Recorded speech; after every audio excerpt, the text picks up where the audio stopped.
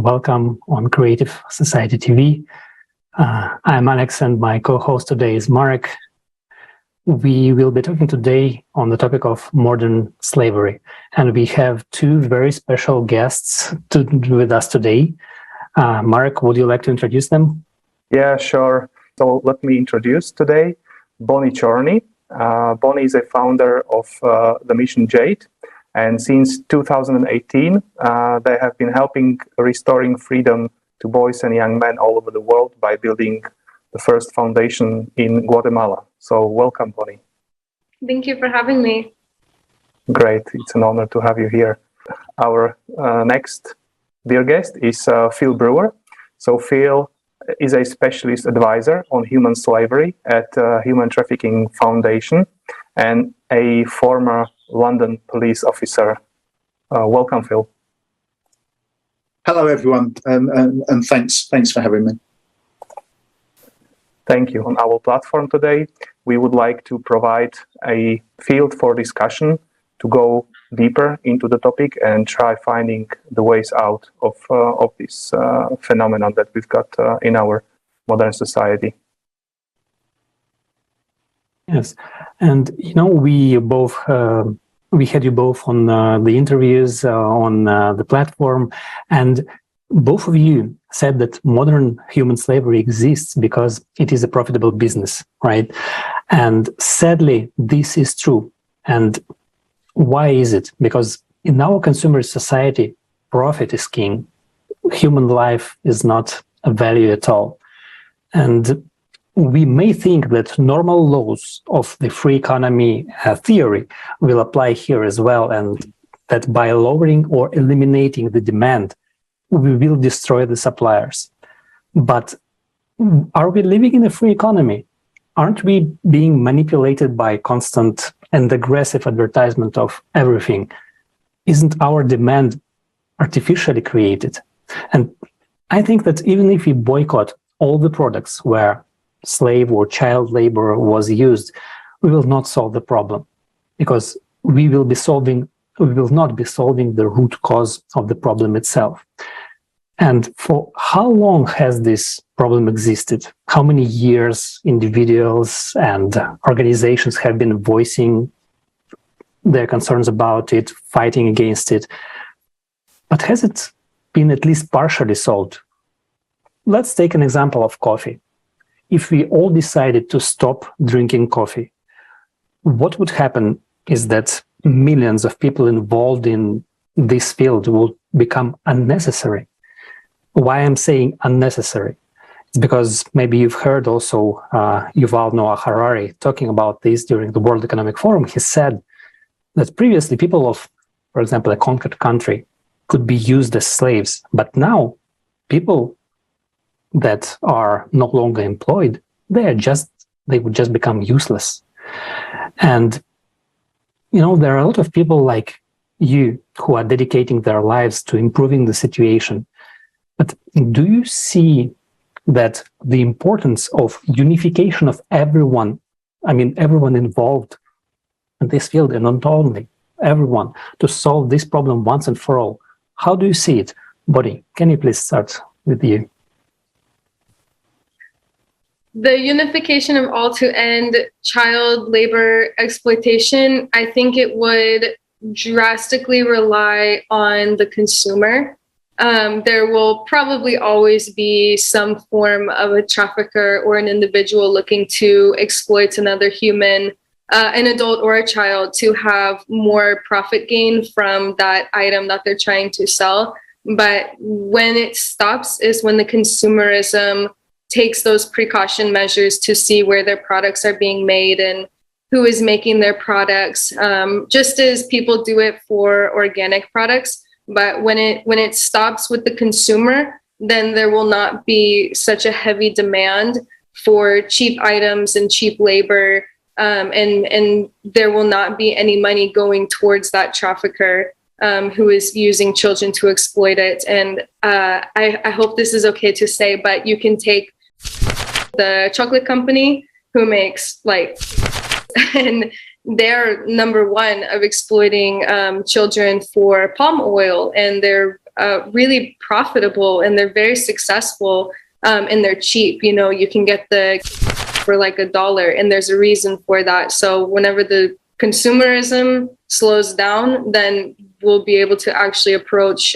reducing child labor on a more drastic scale of millions to millions instead of a couple tens here to 1,000s here. Mm-hmm. Can I also ask here, because where Alexei, I think, was heading is that under normal circumstances, when, let's say, there's equal demand and offer, right, this would work. But do you think we can see, for example, the advertisement for other products, from each corner all day long on TV and everywhere? Do you think this is do you think that this has got any impact on lowering the consumption of these products? Like advertisement awareness? Yeah.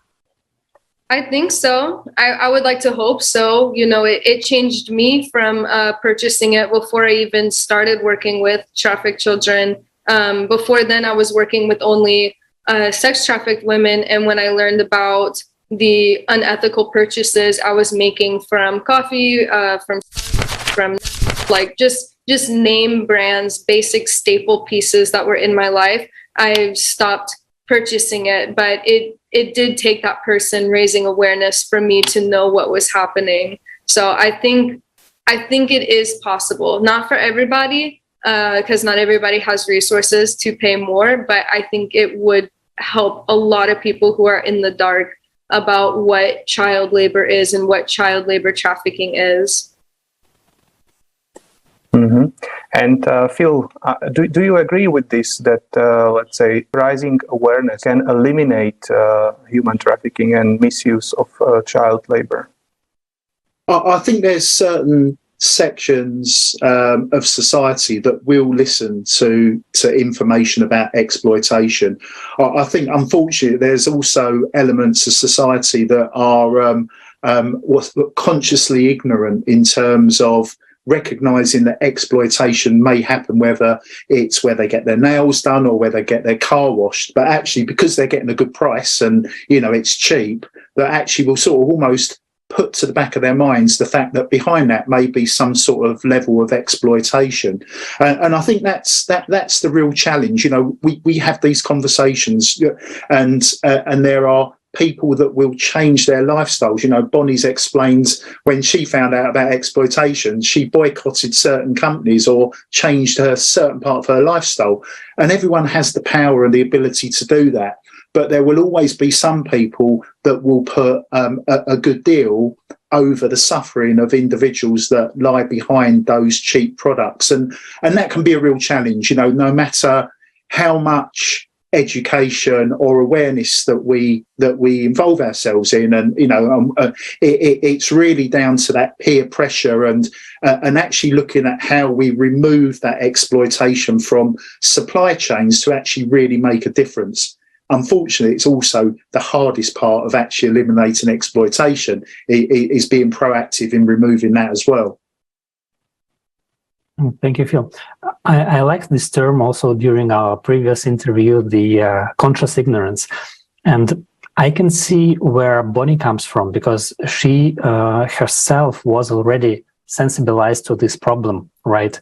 And this is why like this resonated with you, and you were willing and you made these changes in your consumption practices. But for most of the people, they are not even aware of these things. And even if you tell them, it is so far away for them that they're not really concerned. You know, they just want their normal cup of joe and they don't really think about it. Or they may be presented, this is a very new, and you know, we have these things. I don't know if you also have this in the States, but in Europe, we have this equitable trade labels and stuff like that. And we all know that labels, they are misleading. These are just labels. How do you even identify these things? Like they can say, oh, you can trace everything, like every grain of coffee, because we are taking this example, to the production single origin production farm somewhere, I don't know, in Peru, for example. But isn't it just some sort of, like a relief, but for someone? Is there any way to confirm this? Or because, I think that the main idea, it would be easier to ask everyone, and we did this for more than 10 years, like, what is the most precious thing? And this is human life for every one of us. But we are not talking about it, at least we are not talking about these values openly. We do not talk about like what is the world that we would like to live in. But we've started doing this 10 years ago, and now you see it's growing, and a lot of people are already joining like you. And we talk about these fundamental issues in our society. And we are coming to this conclusion that, once we change the value system, this that when we put human life as the highest value in our society, and this is that, like, not 99%, but 99.99% will understand and will support, because no one wants to die, right? So if we put this and we adopt all other decisions looking through this lens, of will this hurt at least one person, one life? So we are not doing it. We can find other ways, because right now, we are being, and this is the question of propaganda, right? It's the same everywhere. We are being told, oh guys, we are polluting the planet, so we need to cut down fossil fuels. And we can only choose between two evils, which are solar and wind, which are inconsistent and cannot, and they are only 3% of the energy that's being supplied right now. And we are looking at the winter with with fear, because there's not enough energy. So we are being led, I would say, in these media wars to some sort of conclusions, decisions, but we can look in a totally different way and say, look, guys, we would like to put human life as the highest value. And if we look through every decision, can we feed people food that will make them unhealthy and ultimately live to death, premature death? Well, no. Well, can we make then T-shirts that contain, lead in the fabric, and that lead to also increased sickness and mortality? Well, no, because and you see, what do you think about these values? If we instill these values, and we, in schools, for example, we tell about things that support human life and not who killed whom and when, as what we're being told, what do you think? If we put human life as the highest value, will this solve the problem? Yes. So if we had a unified approach to sort of morals and life, etc., then absolutely that could work. The challenges are, we are talking about people. We are talking about the complexity of communities, of regions, of countries. And that's where it begins to get really difficult. There are very few straightforward yes, no sort of fix, not fix answers within the world of modern slavery and human trafficking. And one thing just that sort of sprung to mind when you opened, Alexei, it's in some ways, some of the struggles, as an example, we know that people are exploited. So it may be in a factory somewhere in maybe in India, where people are earning a few rupees an hour, and we know that is exploitative practice. But the fact is that those few rupees that individual earns every hour makes a difference to their lives. So if we look at this and we decide, well, this factory is using exploitative practices, let's close it down and save these poor people from being further exploited. The knock-on effect is they go from having very little to absolutely nothing. And that is, in some ways, the real challenge. This is such a complex issue, and unless we have a unified approach to look at sort of the people's wealth and that everyone's put onto a level playing field, there will always be that hierarchical exploitative situation through society, across the world, and that's the real challenge.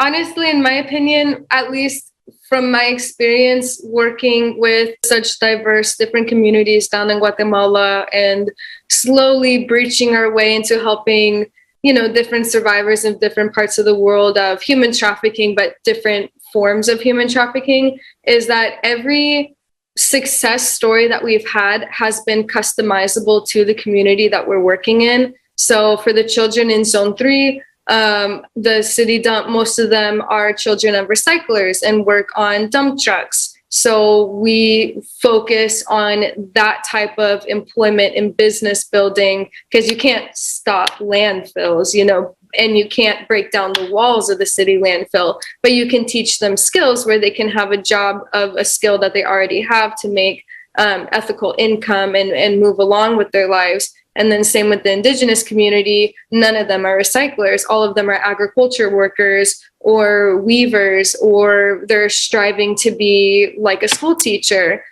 So we take the community, no matter how small the town is. I should even say we take the child that we're working with and figure out their strengths and their weaknesses and try and build them up a life where they are no longer vulnerable to labor trafficking or whatever form of human trafficking we're trying to help them from. So as human trafficking eradication should be on a global scale, ideally, but in reality, you have to take that victim, that individual, and give them a life where they're no longer vulnerable. So it's more like a domino effect, because when you help one child, they're strong enough now to help their peers or to at least educate maybe their parents. And it's kind of like a trickle down effect. So we work much more intimately, and that way we don't have to go back and clean up a mess, because if you don't take that time to strengthen the individual fully,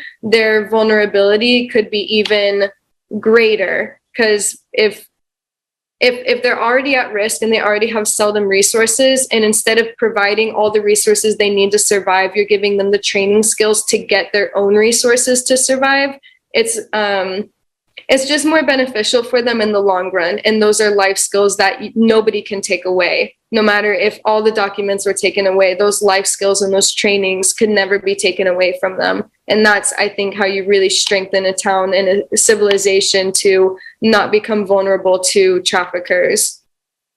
So instead of giving them fish, you teach them how to fish, right? Exactly. Yes, exactly. And I also wanted to ask you, because I liked the example you've been using with avocado in our previous interview, so what's your experience if, for example, all the people stopped buying this avocado from this farm where children need to work? Don't you think that, for example, this avocado would start to be grown at another location where they would also use it instead? So what's your view on this? It just reminds me, you have a bag with water and you are pushing it together, so the water basically starts to sprinkle in between your fingers. So this is also the idea where we are heading, that we can eliminate maybe one location or two locations, but the question on a broader scale is if in this way we are eliminating the problem, if we are eliminating the root cause of the problem. So what do you think about this? Well, I guess the first question you should ask is, why are their children even picking avocados? And the answer is for money. So if you look at more of the root reason of why the child is working in this field versus what the item is from this field, I think it's more important to prioritize the needs of the child than the consumer getting the avocado. Because I think avocado production is possible, to have year round, just as you can get coffee year round in Guatemala and broccoli. But whenever you figure out the reasons that they're putting children on the farms, and there's there's, you know, a huge reason for that. And it's because the families have no money. It's because they work to get $2 a day, the father of the household, and there's like 10 children. Or maybe it's because there's no education, just zero schools. So naturally, what is a 4-year-old or a 7-year-old going to do? They should be put to work, and they are put to work. And that is more of the problem than it is of an individual going to a grocery store and picking an avocado of a mass production that was picked from the hands of a child. Because if there's zero opportunities, but a huge need for the child to work, then we have to supplement that fill. So if the child needs education, we should build more schools. If the child needs money, we should have ethical ways of teaching them trade skills, or at least a mentorship program where they can work ethically and not be victimized to working without getting paid. So did you want to say that if they had education, there are other opportunities for the children to start working and to earn money than this? 100%. And that is actually what our organization primarily focuses on. We don't just take children out of a bad situation of exploitation and we're like, okay, go back to your house, you're good to go. They need money. The root of the problem is still there. There's no education, there's no money. So we started building a school. We started building trade skills where if they don't have the resources to finish middle school or finish high school, at the least they can do a few weeks of a program or learn English. And now we can show them international companies where they can work. And it has been proven to work. People who learn English and only went to elementary school now work for Amazon in Guatemala, or they work at a call center and make double the amount of what everybody around them is making. So if you educate a child, you have just given them a way to make sustainable money without any risk of vulnerability. So we do prioritize children's education or trade skills, but not every child can go to school for 6 years and complete middle school. That is a very high luxury in Guatemala. If what was it? I think it was like 5% of the country finishes high school, and most of them are only finishing 3rd grade or 4th grade. So the majority of the country is uneducated. So when you teach them how to read, how to write, how to make their own money and do something different than what their community already does, like agriculture or recycling, the world of opportunity opens the doors for them, and they no longer have to live off $2 a day. Oh, education is definitely key, and it should be available to everyone. But how about this radical idea that kids should not work, they should just study? And I guess that we as a society, especially today, we can provide great education for everyone. And, we are coming back to this idea, because what you are saying is totally valid in this current world that we are living in today. And if we look at the possibilities of transforming it so that kids don't have to work, because they're kids, of course, education is great, and it's great that once they're educated, they can work for international companies and earn much more, several times more. But it's still kids who are working. And I think that as a society today, we are spending billions and a lot of billions, 635 billions per year on fighting the CO2 problem. Do you think this will be enough to give these kids a great life, or we are spending trillions on going to other planets that are already dead? Why not look in this direction that we as a society are mismanaging even the wealth that we are having today, and this wealth is being built more and more by kids like you are helping, the ones that you are helping, because when they work for Amazon, it's great, but this guy is the richest guy in the world, right? Jeff Bezos. Why is he the richest guy in the world? Because he has kids working for several bucks an hour, and he can margin the things that he is selling to everyone else, like %, several thousands of %. Phil, do you think that we can implement these things like the value of human life, the value like free education and stuff like that in the political systems of our countries? Because this is where it all starts, because we will not be able also to exploit kids in other countries when we have this written in our own constitution. Can we do it?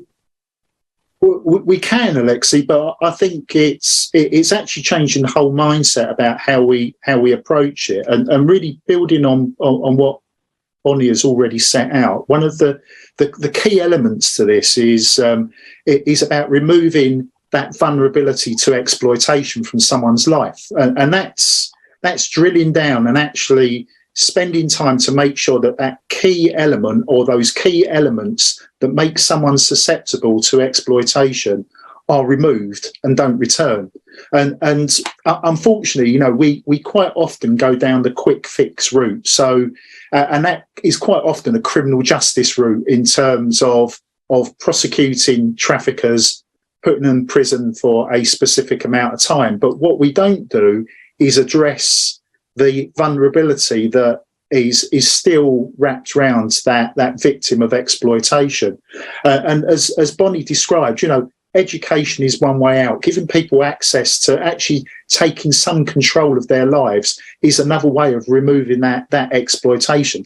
These are not easy things to do, but as Bonnie said, they are things that can be that can sort of they're projects that need to be very much focused locally, because each individual will have a specific type of enabler to exploitation, within that vulnerable community. So it has to have that approach. So it can be done on a global scale, but it can't be done in the way that we're approaching it already. We can't keep sending millions upon millions of pounds to countries that we see as sort of source countries if actually we've got no control over what happens to those millions of pounds, and do they actually reach the people that are being exploited to help remove those enablers to exploitation.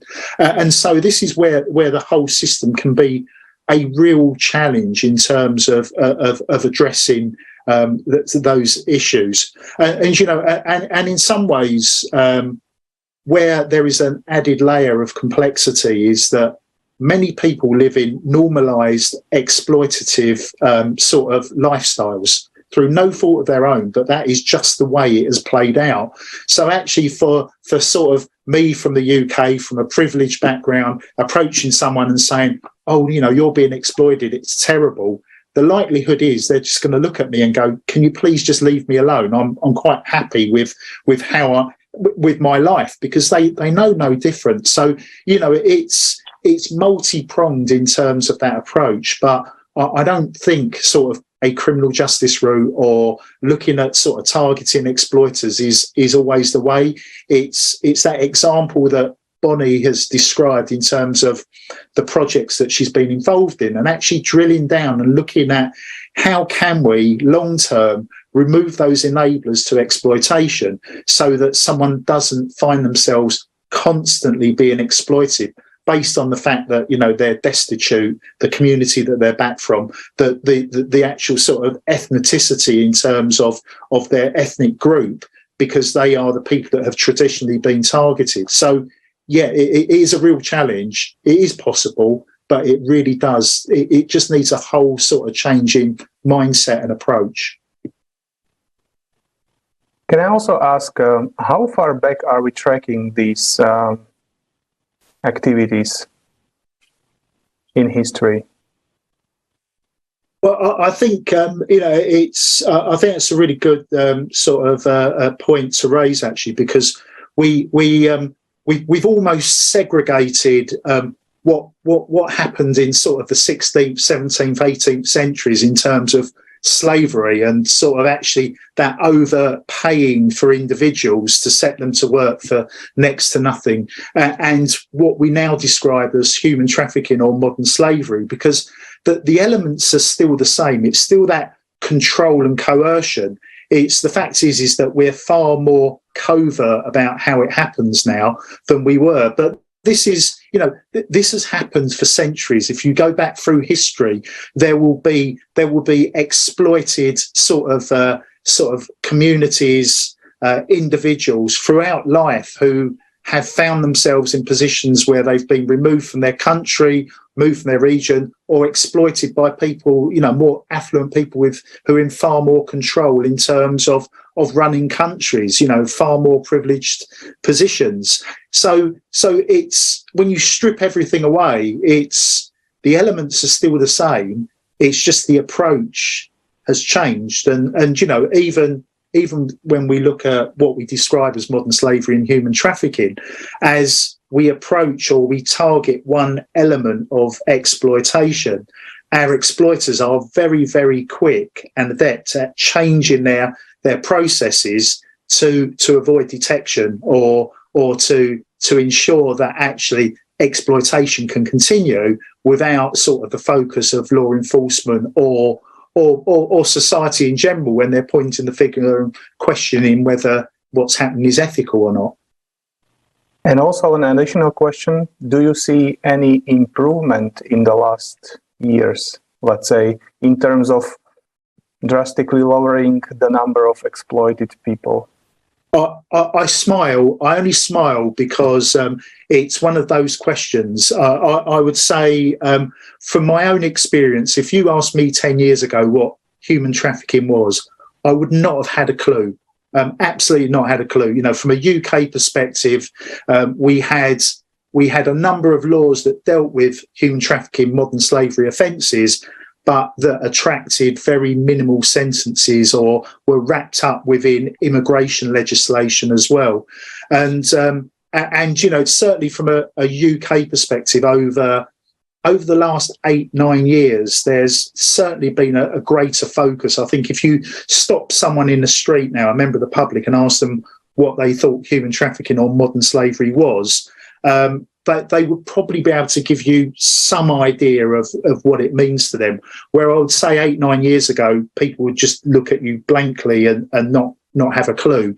So I think awareness has changed. One of the real challenges is because it is a hidden crime when it comes to statistics and measuring whether or not the situation has improved or not. I think it's really difficult to measure. I think, it's very much driven by economies, and it goes back to what we were talking about before. When you look at what is modern slavery and human trafficking, what are the drivers, it is purely sort of from a financial, it's a money-making business, whether it is saving money through exploiting someone or making money through exploiting someone. So, whether it's decreasing or increasing, it's really difficult to measure because awareness has improved. So we are seeing more cases reported. So I know that's a bit of a cop-out in terms of your question, in terms of not answering it directly, but I think it is a real challenge because we just do not know the data or the statistics beyond any question that lie behind modern slavery and human trafficking. Yeah, why have I been asking these two questions? It is just because, as in history, until today, we are delegating our power to a small group of people who defend their own interests in every country. It doesn't matter if it's Western countries, Eastern countries, it's everywhere the same. And we can see that, the scissors go away, richer getting richer, rich getting richer, poor getting poorer. And there are billions of people who literally fight for their life, And do you think that without making the change of the system, do you think we can do something with it effectively? Bonnie, did you want to go first? Because I'm conscious I've been talking a lot.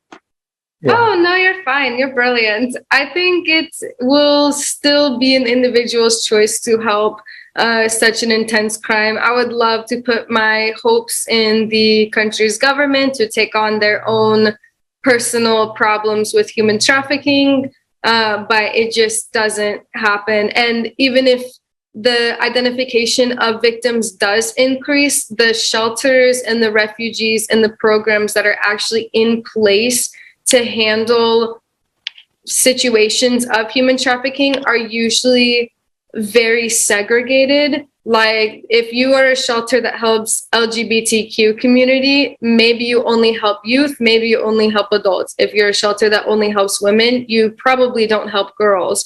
So even the places that are already existing are not capable to take in all the types of victims that exist. And one thing that I noticed is that a lot of places that are helping victims can't take in immigrants, even if they have been trafficked. So now you have only trafficked victims that are local and citizens, which is a pretty small number when you look at the mass scale. So I think it will probably always be on the shoulders of a humanitarian or an international worker, or a religious group. I guess you could throw those in the group too, but somebody who has a passion for it, where they can take on such a problem. Because I think if the country's governments wanted to actually help this type of crime, because they benefit from cheap labor too, you know, their economy gets boosted when they don't have to pay their legal workers a living wage.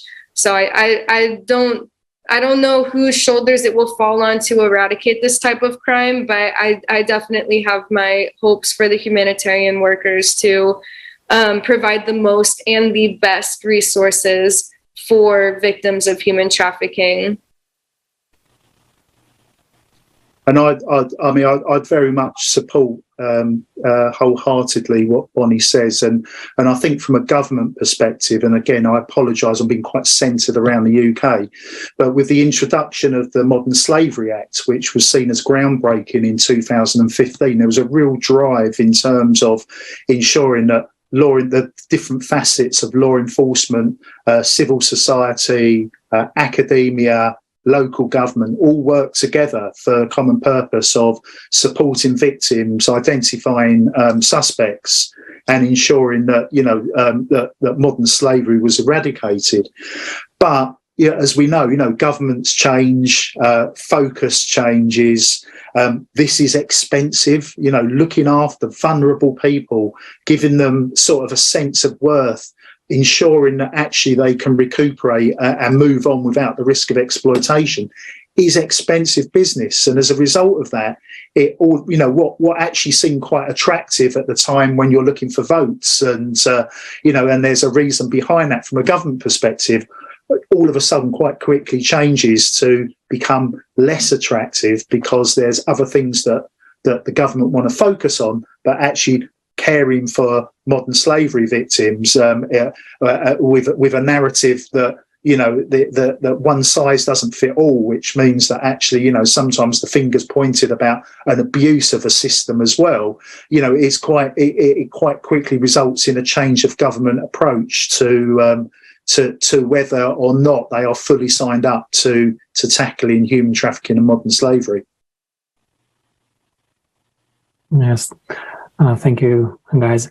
Also when we were preparing, we had this analogy that came up, that when there are many individual agents, let's say, who are working on these problems, and as you said, like for the government, they have a lot to do, right? So they are trying to fix this thing, then there is this thing that falls apart, and also in our world today, like everything is connected. You pull the string from one side of the globe and something else falls apart. This is our example, that if we stop using, for example, I don't know, like certain types of products, then there are people losing their livelihoods on the other side of the planet. And we had this analogy that came up, when you have this panel house kit, that you need to assemble. And you cannot do it one by one, right? You need to do it all in once. And you need to have all the people, like all the village should come in and pick the panels and put them straight up, and then the house stands, and this is why we need this holistic approach at the planetary level. And this will solve many problems, if not all of the problems, if we, understand that the problem is not human trafficking or people who use child like products used with made with child labor. But the problem is the format of society where we allowed this to happen, right? It is because we were told that this is the way we live, this is how the things should be. But everything that surrounds us is made by us, people, everything. It's not the government that that made your computer or mine. It is people like you and I, we are those who are doing these tables, chairs and stuff. So we know how to do things. It's just that we are doing them right now for someone to become richer. But we can also decide that everyone can become richer as a society. We can become this wonderful society where people will care about each other. And this starts with the value of human life. And this is what we've been talking about. So this is why trying to fix, the problems one by one, or maybe in complex, but still not everything. We will be still living in this format where we value profits over human life.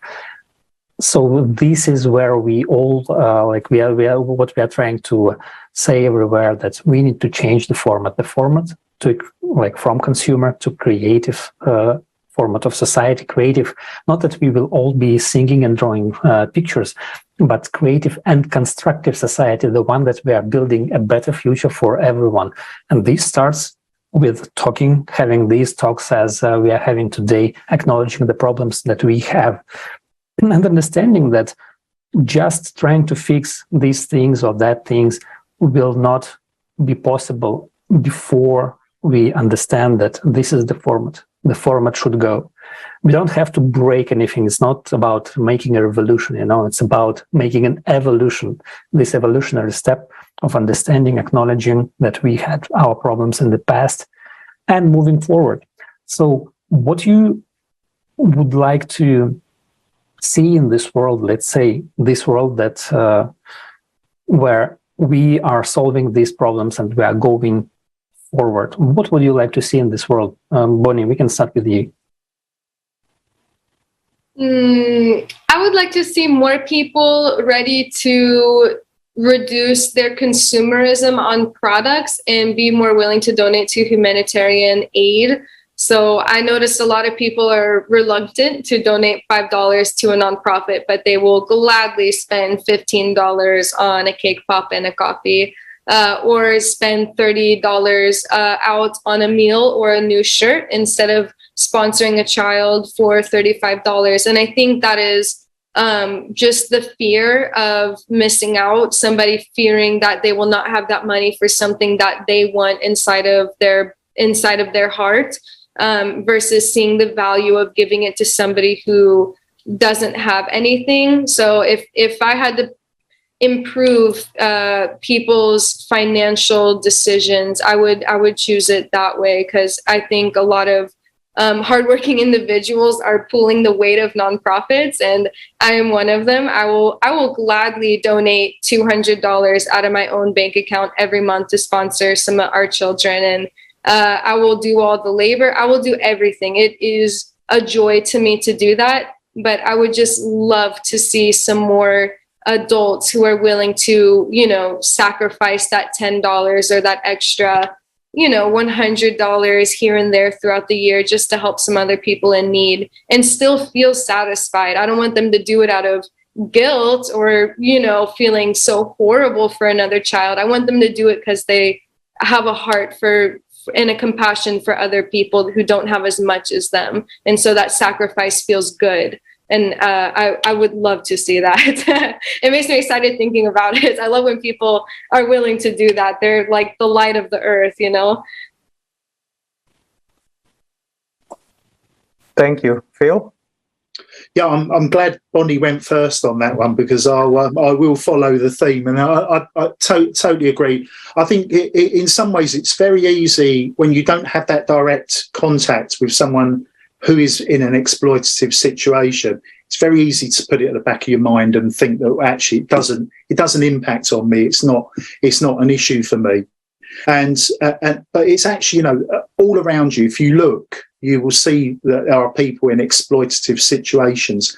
And even if you do no more than just show some interest, have a chat with someone, even if it's someone who's sort of like just 5 minutes of having a chat with someone that's sort of sat on their sleeping bag under a railway arch, and just having that conversation, understanding the person behind them, it builds in that understanding of humanity. It actually impacts to people, not people that you don't know, that people that you speak to, just people like you and I, and it's almost it's reinvigorating that humanity and humility, and the reason I say that's so important from a law enforcement point of view, and what we class as professionals, so people working for local government who have responsibility for looking after children, etc., they are under significant pressure. And the thing that gets stripped out time and time again is that humility and that humanity in terms of how you interact with someone. And actually that can make all the difference, because it's about building trust. It's listening to someone. It's recognising how you personally can make a difference, no matter how small. You're not 100% reliant on governments to take the lead in terms of tackling this as an issue. There are things that you can change within your own life, whether it is from consumer, if it's just being more aware of the community around you, and actually just investing, if you can't invest money, investing a bit of time into listening to someone and thinking about how you can help them, going back to what I said before about removing those enablers to exploitation. And I think, it demonstrates that you can make changes that can have a real significant impact on other people's lives that might not necessarily cost you a fortune. It might just require you to change the way you live your life. It's things that are more than capable in terms of doing that will make a difference. Thank you. And one point that we haven't mentioned today is the unity. And this is very important. It's like, you have got this brown movement where everything is moving on its own in its direction, and at the end effect, as a mass is moving nowhere, is staying at one point. Whereas if the entire mass would unite and would, as we call it, pull in one direction, then the whole mass of people can move somewhere. And this is the idea behind Creative Society, is to provide a platform for uniting people with these wonderful activities that Bonnie does, which come from heart and can be felt. This is just wonderful what you do, with all of this knowledge that you feel, for example, bring. There are, I don't want to overrun, but there are millions of people, doing this, of which you might not know.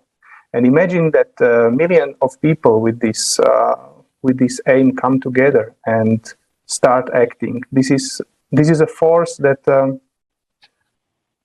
can move the earth forward, right? And so this is something which is, I think, very important. And this is why we are doing all of this, providing the platform for uniting, letting, as Phil said, people chat, etc. Right? And so, what we would also appreciate is if you shared this idea, because only together, because we are separated to countries, to religions, to social statuses, to anything. But in fact, we are all people, and we will just want to be happy. We just want to live happy, and we can really do it if we unite. If we unite everyone in his position, in his place, with his knowledge. If we unite, we can really make this change.